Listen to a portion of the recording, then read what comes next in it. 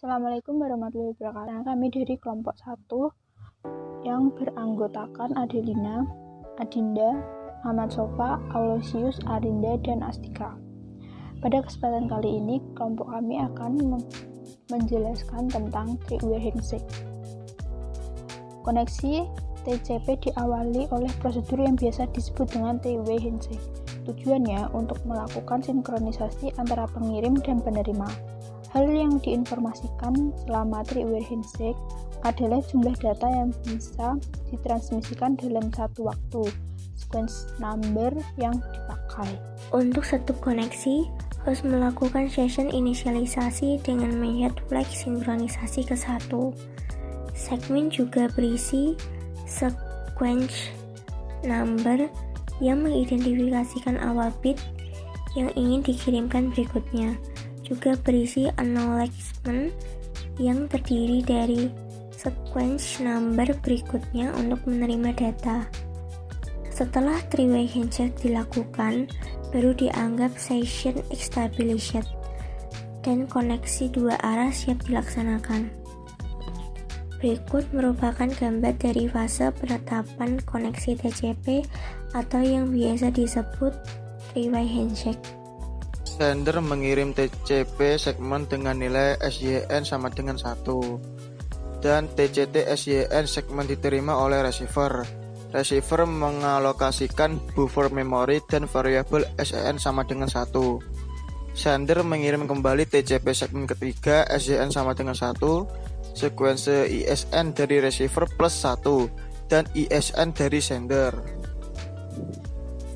Berikut gambar fase penutupan koneksi TCP.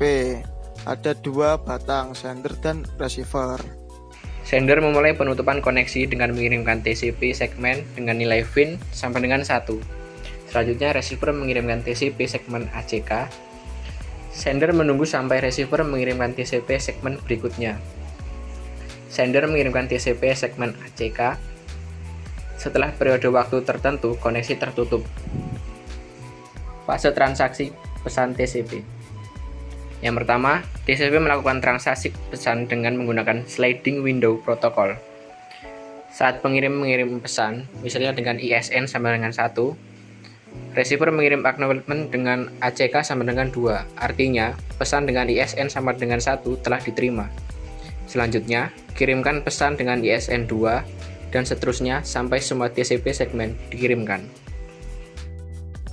Fase transaksi pesan TCP.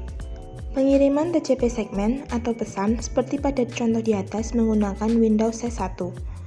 Model ini disebut juga sebagai stop and wait.